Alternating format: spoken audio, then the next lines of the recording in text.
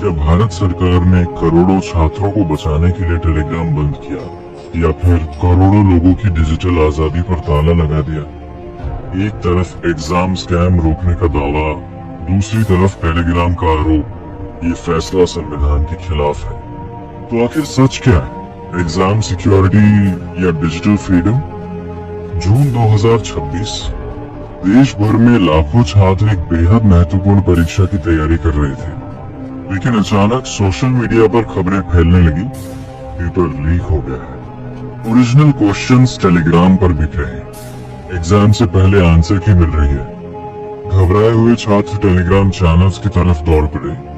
कुछ लोग पैसे देकर तथाकथित लीक्ड पेपर खरीदने लगे, लेकिन जांच एजेंसियों को कुछ और ही कहानी दिखाई दी। सरकार और एनटीए के मुताबिक असली समस्या पेपर लीक नहीं थी, बल्कि टेलीग्राम पर सक्रिय कुछ गैंग्स छात्रों के डर का फायदा उठा रहे थे। उनका तरीका बेहद चालाक था। पहले एक साधारण पोस्ट डालो, फिर टेलीग्राम के मैसेज एडिट फीचर का इस्तेमाल करके उसी पोस्ट को बाद में बदल दो, और फिर दावा करो कि देखो हमने तो परीक्षा से पहले ही प्रश्न पोस्ट कर दिए थे। यानी ऐसा भ्रम पैदा किया गया कि पेपर पहले से लीक था। सरकार का कहना है कि इससे बड़े पैमाने पर एग्जाम फ्रॉड और साइबर स्कैम चल रहे थे।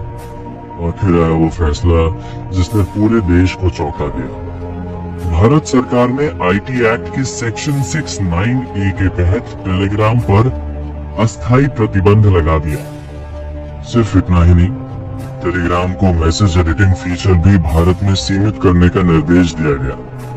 सरकार का तर्क था, यदि प्लेटफॉर्म का इस्तेमाल संगठित परीक्षा घोटालों के लिए हो रहा है तो तत्काल कार्रवाई जरूरी है।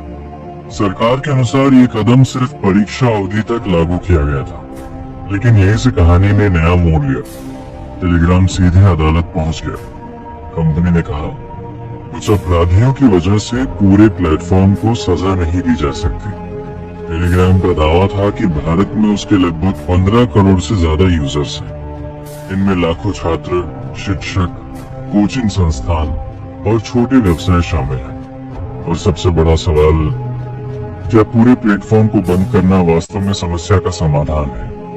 यहीं से बहस दो हिस्सों में बढ़ गई। एक पक्ष कहता है, अगर एग्जाम स्कैम रोकने के लिए कठोर कदम नहीं उठाए गए तो लाखों मेहनती छात्रों का भविष्य खतरे में पड़ सकता है। लेकिन दूसरा पक्ष पूछता है, अगर इसी प्लेटफॉर्म पर कुछ लोग गलत काम करते हैं तो क्या पूरे प्लेटफॉर्म को बंद कर देना सही है?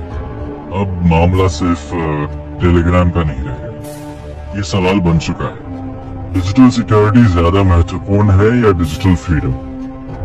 क्या सरकार ने छात्रों की सुरक्षा के लिए सही पेपर लीक रोकना था तो टेलीग्राम बैन कर दिया? पहले आप लोग टेलीग्राम के सीईओ का ये ट्वीट देखिए।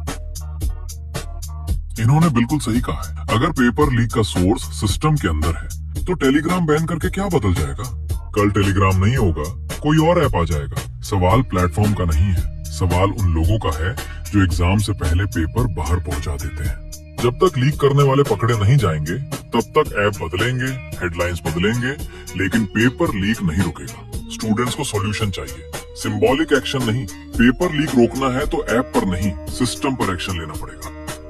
गाइस, क्या टेलीग्राम इंडिया में परमानेंट बैन हो गया? अगर आप भी ये सोच रहे हो तो सच थोड़ा अलग है। इस बार बात सिर्फ एक ऐप की नहीं है, बल्कि लाखों स्टूडेंट के फ्यूचर की है। सोचो, आप एग्जाम देकर घर आते हो और कुछ घंटे बाद टेलीग्राम पर एग्जाम पेपर का PDF वायरल हो जाता है। लोग चिल्लाने लगते हैं पेपर लीक हो गया, लेकिन इन्वेस्टिगेशन में जो सामने आया वो और भी शॉकिंग था। स्कैमर्स पहले से ही एक नॉर्मल मैसेज भेजते थे, फिर एग्जाम खत्म होने के बाद उसी मैसेज को एडिट करके उसमें क्वेश्चन पेपर का PDF अटैच करते थे। और क्योंकि Telegram original time stamp retain करता था, ऐसा लगता था कि पेपर एग्जाम से पहले ही उनके पास था। इसी फेक प्रूफ को दिखाकर स्टूडेंट से हजारों और लाखों रुपए तक वसूल किए जा रहे थे।